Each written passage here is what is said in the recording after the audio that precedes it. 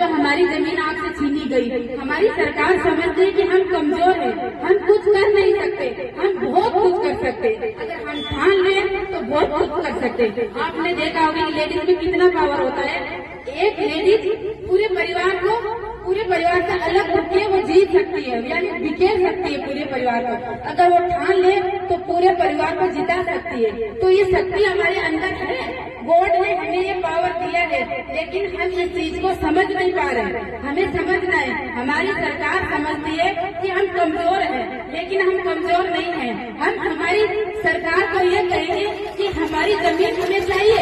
हमारे बच्चे जब कल सवाल करेंगे तो हमारे बच्चों को क्या जवाब देंगे? ये बोलेंगे कि हम उस टाइम बोलना नहीं जानते थे, इसलिए हमारी सरकार ने हमसे जमीन छीन ली। या हमारे घर पे काम था, मैं हाउस वाइफ थी, मैं घर से बाहर नहीं निकल सकती थी, इसलिए हमारी जमीनें चली गई। या बोल सकते थे मुझे शर्म आती थी, मैं घर में चुप के बैठ गई, इसलिए हमारी जमीनें चली गई। या हस्बैंड जब तक तरक्की नहीं कर सकता, उसकी वाइफ उसका साथ नहीं देती, है ना।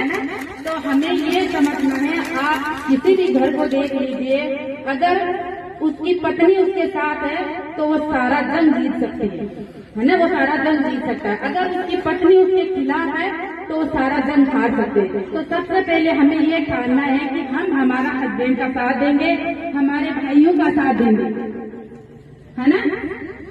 और दूसरी बात, आज हम इसमें बात करना चाहेंगे कि आज जो ये हमारी जमीनें हैं, आपको पता है कि ये हमारी बुजुर्गों की जमीन है। उन्होंने इन जमीनों को खून से सींचा है और सींच कर हम तक पहुंचाई है। और आज हमारा दायरा बनता है कि इस जमीन को हमारे आने वाली जनरेशन को कैसे पहुंचाए, कैसे हम इसको टिका पाए, ये हमारे ऊपर निर्भर करता है। तो हमें इस जंग को जीतना है, लड़ना है, ताकि हम जीत सके।